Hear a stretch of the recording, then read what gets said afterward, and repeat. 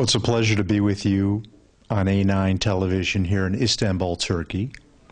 I'm Larry Greenfield. I'm fellow in American Studies at the Claremont Institute in California and senior fellow of the American Freedom Alliance. I'm the founding executive director of the Reagan Legacy Foundation. I'm active in American politics.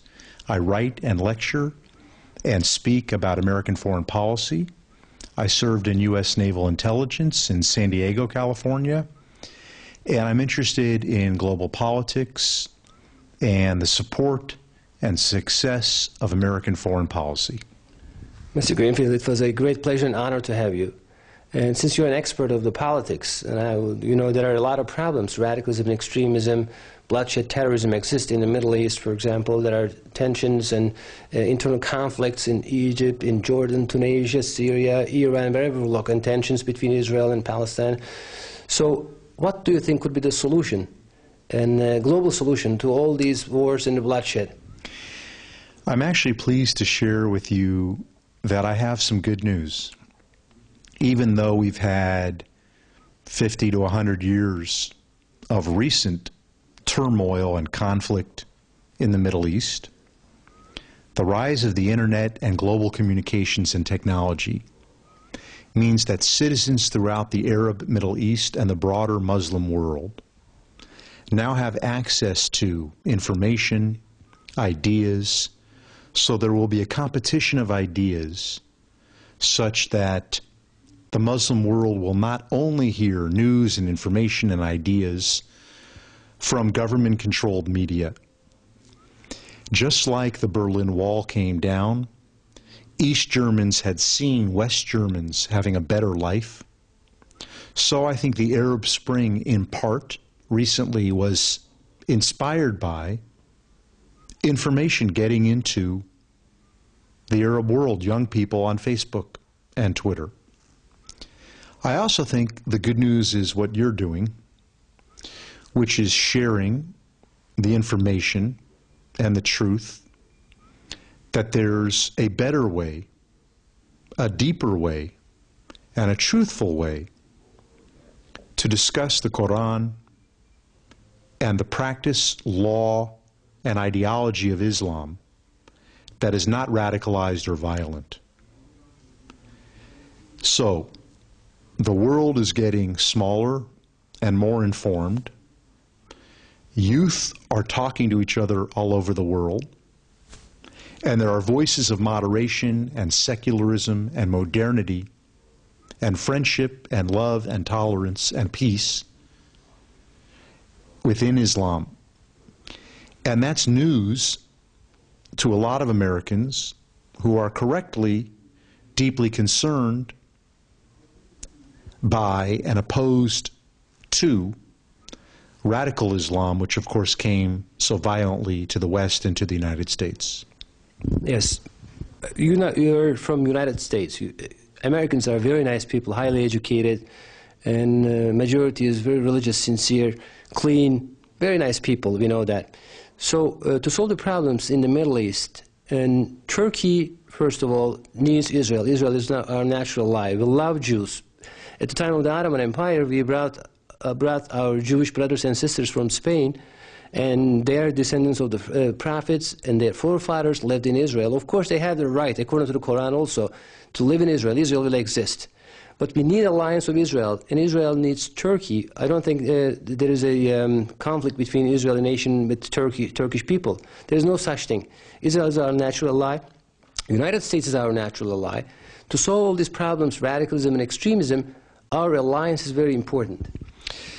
I thank you for teaching and explaining this positive history of the Turkish people and the Ottoman Empire and the modern Turkish state toward Jews and toward, in fact, the state of Israel. I see that there's trade between Israelis and Turks. You're in the same region. Israeli technology can come, and manufacturing can be a platform here in Turkey to sell products around the world. The Turks are sophisticated. They live in a very interesting strategic location. Many interesting neighbors, many different trade routes, many points of connection they had over hundreds of years through the Ottoman Empire with many different people. And therefore, the Israelis have an interest in befriending Turkey, in recognizing there's a Jewish presence in Turkey and has been for a long time, and in celebrating Turkey's role as a secular, modern, Muslim majority, almost completely Muslim country with a few Jews and a few Christians and a few ethnic minorities who are accepted, who are treated with respect in Turkey. May that continue. And I realize there have been tensions and difficulties in the relationship, particularly recently, between the Turkish government and Israel. But I think those are solvable. And the longer-term strategic interest for Israel and Turkey to be friends is very clear. Neither of you supports radical Islam. Neither of you wants tension in the region. Both of you want economies to rise. Both of you want to trade. Both of you want good friendship with the United States and the West. Essentially, although you're both sort of in the Middle East and sort of in Asia, you're both European countries with roots in Europe. And you're modern. And so there are many other reasons too, including a spiritual reason, which is that the Turks seem to have an understanding. You mentioned this very much, that there's a shared Abrahamic faith between Jews, Christians, and Muslims. This is a very wise and a very sophisticated and a very subtle point. And it takes a big heart for people from all different sides to really understand what you mean when you say that. Yes, definitely. I mean, the alliance of three Abrahamic religions is crucial to bring peace, democracy, freedom of thought, and freedom of worship. It is a very powerful unity against radicalism and extremism. And not only that, not only economically, but Israelis, they have the right not only to live in Israel, in the Holy Land, with Christians and Muslims together all in peace, but they should be able to come to Turkey, to go to Jordan where Abraham, peace be upon him, lived, or to Egypt, wherever they would like to. So alliance of Israel is very crucial, and Egypt actually will join that alliance also, this unity with independent countries, and then other Muslim countries will follow, and after that there will be no radicalism and extremism. The things happening in Syria will stop, Iran will change their mindset, and there will be problems in other Muslim countries will also stop with this powerful unity. Well, I recognize there's quite a lot of diversity within the Muslim world. Turkey, Azerbaijan, the Balkans, other majority Muslim nations have every opportunity for alliance with the West, trade with the West already, and host ethnic minorities in their countries. Then there's the ring around Israel. Jordan is a friend of Israel. Lebanon used to be a peaceful and prosperous nation, majority Christian at one point, I believe. Now it's troubled, and Hezbollah is there. Syria has trouble. Egypt has trouble now with the Muslim Brotherhood government, but there are hints that Egypt, which is having trouble economically, and maybe because of Turkey as a mentor, an example, might keep the peace with Israel, might tilt toward the West. I hope Egypt would open up, not oppress the Christians there, relax, not oppress the women, open up their economy. What I saw in Tahrir Square were young people demanding democracy. Where are they now? We want them to succeed. We want civil society to grow in Cairo and in Egypt, in Alexandria, so that they have real democratic elections, real reform, real freedom of the press. The other day in Egypt, they arrested a comedian. That's a bad sign. So there are elements, of course, in the Arab world which are not free, not democratic, not good friends with the United States and the West. Can it change? I think so, over time. I don't know how long. But communism was 70-year, long twilight struggle against the United States, the Cold War. Communism fell. Okay, there's still a few communist professors on American campuses, but basically, communism no more. Except China, which is capitalist and communist at the same time, giving everybody a headache. Radical Islam can be overcome. I do believe it. We're doing a very powerful intellectual struggle against radicalism. And let me give you some glad tidings. And Egyptian politicians, representatives of the Freedom and Justice Party from Muslim Brothers, were here as the guests of Mr. Adnan Oktar, and they are willing to have more democracy and freedom of thought and better situation. And also they are willing to, they are looking for unity with Turkey. So this will, but this unity definitely needs Israel. Israel cannot be excluded. Turkey needs Israel, definitely. Our natural ally, Israel. So this powerful unity, and other Muslim countries will follow. Russia cannot resist that kind of unity. Greece, the Balkan countries, they cannot resist that kind of unity. It will be a very powerful unity with democracy, wealth, progress in science, technology, and arts, and with the, of course, support of the United States. Then it will definitely bring peace to the entire world. I had an idea, and then I found out it wasn't an original idea, but I did think of a regional economic union. Turkey, of course, applied to join the European Union. It wanted to ascend to the European Union.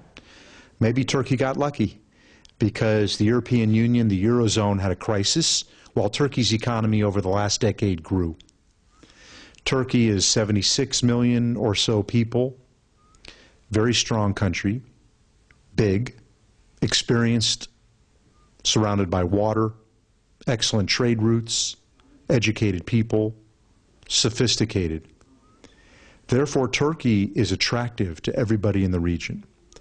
And if Turkey helps form and lead an economic zone in the Middle East, maybe even from North Africa, and maybe even a little bit east across the Black Sea into parts of Central Asia. So there's an Asian piece too. That can be very powerful. It could be a great trading zone, by the way, very populated, so it's its own market, and it has energy resources, and it has high tech, including Israeli high tech, and great manufacturing, and access to ports. Wow, Turkey can become the center of, if not a European Union, a Euro-Asian, Middle Eastern Union.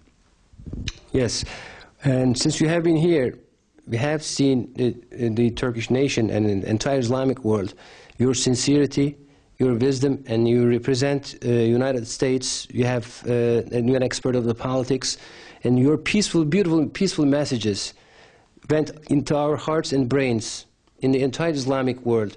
Can we have your last messages? And it's a great honor and pleasure actually to have here. And you represent United States actually with your personality. And Americans are very nice people, we know that.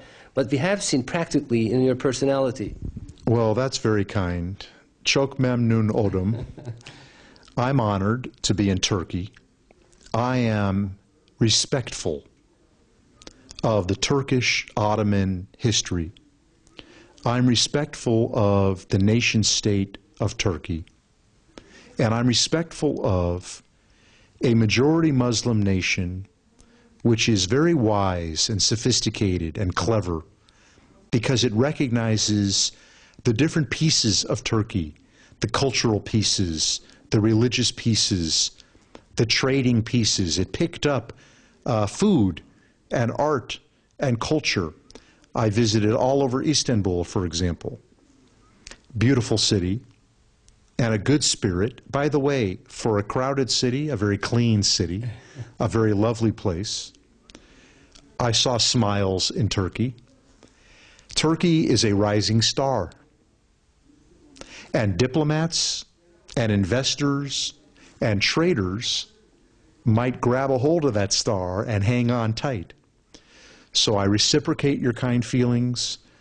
The American people are a wonderful people, a freedom-loving people who believe in religious liberty and tolerance, and free enterprise, and free nations. Turkey showed me it believes in religious liberty. It believes in free enterprise. And it is a strong and proud free nation, which makes Turkey our friend, and you certainly are my friend. Definitely. I mean, we're looking forward. You're coming back as our guest again, and inshallah. And we believe we're living in a very specific times, and good days are coming, definitely. These are like painful contractions before the birth. All these wars and terrorism, it will end up by good people coming together, actually, with wisdom like yourself, for example. And we also believe that it is time for the King Messiah. So peace will come, democracy will come, freedom of thought, freedom of worship. So all these things will be over. But what matters is what we do. Well, I thank you again. You're a very spiritual and kind-hearted person. I felt warmly hosted in Turkey. I feel there's some special graciousness. I definitely know what it means now to be received as an honored guest, and I look forward to welcoming you in California, in the United States of America, and reciprocate. And I hope to be back, and thank you again. Thank you very much. Thank you. Great pleasure and honor to have you. Thank you very much. Thank you. Thank you.